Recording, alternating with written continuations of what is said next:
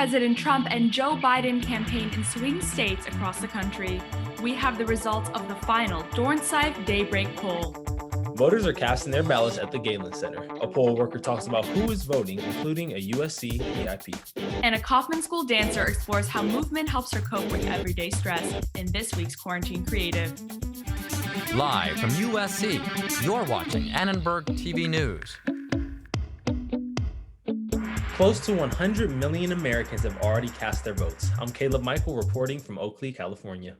And I'm Lauren Hebroni reporting from Los Angeles. Despite the high voter turnout, Joe Biden will campaign in Pennsylvania on Election Day to get out the vote. One more day.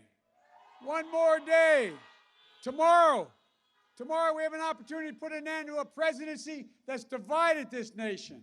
Biden campaigned today in Ohio and Pennsylvania, a swing state that could be the tipping point of a close election. Tomorrow we are going to win this state, and we are going to win 4 more years in our great White House. President Trump campaigned today through the battleground states of North Carolina, Michigan, Wisconsin, and Pennsylvania, after 5 other states this weekend. The final 2020 USC Dornsife poll shows that Joe Biden has a 10-point lead over President Trump. The final pre-election poll shows that Biden has a 2-to-1 lead over Trump among early voters. The president has also lost ground among male and white voters. But with most blue ballots trickling in by mail, Trump may take an early lead as in-person results are counted faster, creating what's called a red mirage. One expert says online polling might create a more accurate picture of the voting landscape. I don't buy into the so-called shy Trump supporter, because what it suggests, of course, is that a voter has a strong opinion in favor of the president, but doesn't want to tell a pollster that. The best way to control for this type of social desirability is through online polling, because what we found is that while many respondents don't want to tell a disembodied voice on the phone what they really think, they don't have any such hesitation when it comes to checking a box or clicking a link online. Election results may not be available for days or even weeks after the election in many key states. I'm Loukas reporting from Los Angeles. This year, it's essential for voters to be on the lookout for misinformation related to the election, especially when it comes to social media. I spoke with 2 experts about their strategies to get to the truth. Whenever you see different opinions or different piece of information, factual knowledge, you always have to think about, can I be the investigative journalist to find out what the truth is? If you come across a piece of information and it sort of feels too good to be true, if it ticks just the right boxes that either make you really angry or feel really good, that's the information to be skeptical about, right? Those are the types of information, factual or not, that are playing on your senses of political emotions and political identity. One piece of advice, look to national news outlets and state public officials for results, not to social media.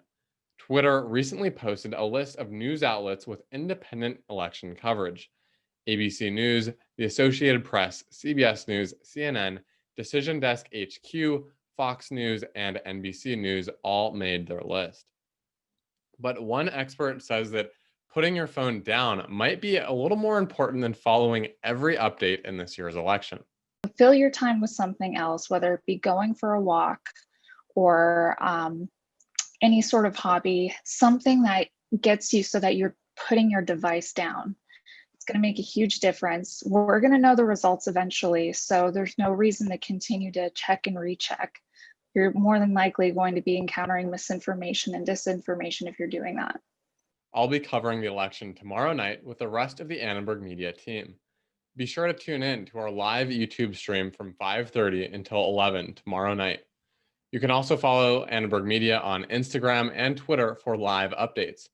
And you can keep up with all of our election coverage at uscannenbergmedia.com. The Galen Center opened its doors for the first time in history as a voting center 4 days ago. Galen is now providing a convenient place for many voters at USC and the surrounding community. It will remain open until 8 p.m. tomorrow. We're hoping to make a difference for the world that they're going to inherit. And fight on. Fight on. Fight on, babe. Fight on. I voted, I mailed my ballot in a few weeks ago. I knew I was going to work the polls, so I wanted to get my vote in. And and not have to worry about, rushing last minute. I wanted to be here to be a part of, this is the first time we've ever done this at the university. It's really to our community and obviously for our university that makes it a lot easier. And Dr. Folk actually voted here on day one. In case there are any election day disruptions, DPS says it has a plan. Assistant Chief David Carlisle told Annenberg Media that it has a plan to deal with any problems if they occur. In an election year that's seen everything from a pandemic to protests for racial justice, it's no surprise that Election Day may be stressful for some. To combat this stress and foster community, a USC student and an alum organized an Election Day town hall for tomorrow. I'm a senior now, and my entire time at Annenberg up till now, I always looked forward to the day where all my peers, people from different schools, would just be gathered in the Annenberg lobby, watching the big screen as the election unfolded on Election Day.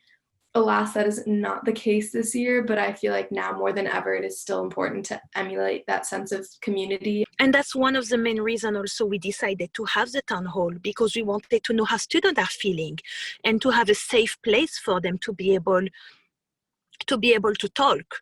And also, no matter what other people are feeling, our goal also is that everyone can listen to everyone else with respect and dignity. The town hall will be hosted by the USC Annenberg Cross-Cultural Student Association from 10 to 11 a.m. Pacific time tomorrow. Students can RSVP for the town hall online. In these divided times, it can be difficult to find common ground between people with political differences, but respecting those differences can lead to a lasting bond and friendship that sees beyond red and blue. Annenberg Media's Trevor Kefauver has a story. Retired police officer Kent Davis has always considered himself a patriot first and foremost.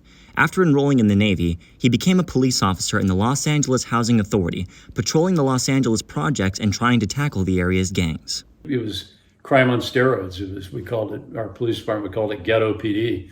And you've seen some pretty crazy stuff. Sure, you can't help it. It's in the projects, so. Thinking back on that time makes him feel morose. He said his time on the streets taught him the system is corrupt because of how hypocritical it can be.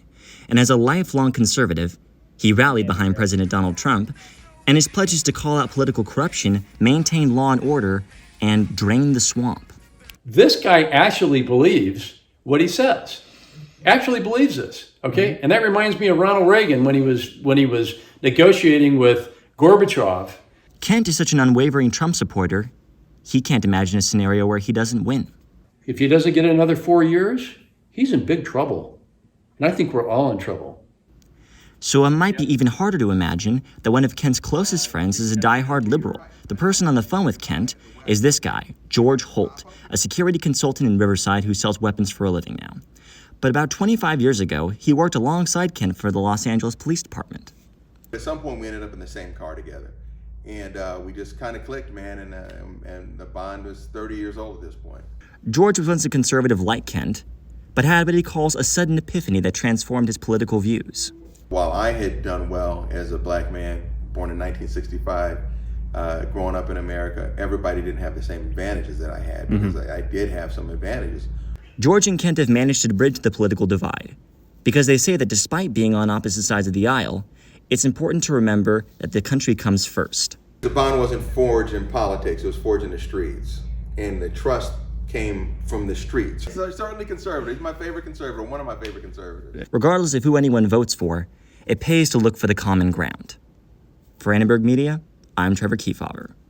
Hi, I'm Carlo Jiménez, reporting from Campbell, California. Only 6 more days till USC takes on ASU as the Trojans prepare for their final week of practice. Head coach Clay Helton talked about the marquee quarterback matchup on Saturday. Offensively, it starts with Jayden Daniels. I think what's really neat about this game is you're going to see 2 of the better quarterbacks in the country right off the bat on a national stage. Heisman candidate quarterback Kedon Slovis has high expectations heading into his sophomore season. This morning, Slovis said he is looking to improve by keeping his turnovers to a minimum in 2020. Specifically something I looked to improve on last year is just committing less turnovers. You look at the games that we lost, the games where I didn't turn the ball over, we ended up winning, and the games that we did lose is because probably I was turning the ball over too much. So cleaning that up and giving our guys a chance to make plays, that's really the most I can do to help us win. The Trojans will have tomorrow off in order to vote in the presidential election, but will be back at it on Wednesday as they prepare to open up Pac-12 play against Arizona State at 9 a.m. on Saturday at the Coliseum. From the turf to the hardwood, let's go to Rachel Grode for all things USC basketball. Thanks, Carlo. Happy November, everyone. USC basketball has announced their Pac-12 conference schedule that will be starting in December. USC men's basketball will kick off its season on December 13th against Stanford. The typical 18-game schedule has been shortened to 12, which means a shorter, even more intense season for the Trojans. Isaiah Mobley and Ethan Anderson are the two returning starters for SC. They're joined by a new squad of transfers and freshman recruits, including Mobley's younger brother and top recruit, Evan Mobley. The Trojans have confirmed 4 matchups, while the other remaining 8 conference games will be confirmed at a later date. The confirmed matches will be versus Stanford, Oregon State, and both home and away games against rival team UCLA. The Trojans' non-conference schedule has yet to be announced, but it will begin on November 25th in compliance with COVID-19 guidelines. That's all for sports. Now let's take it back to news.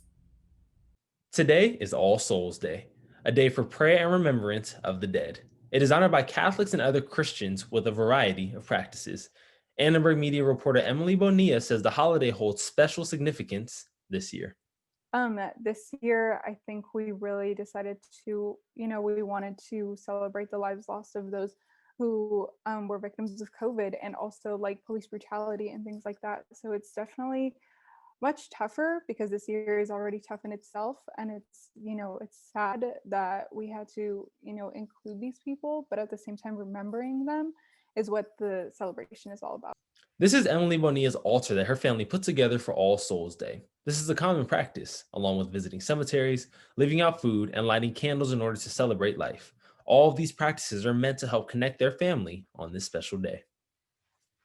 In tonight's Quarantine Creatives, a USC dancer explains how she has used dance as both an artistic and therapeutic outlet throughout the pandemic. Running away is easy. It's the leaving that's hard.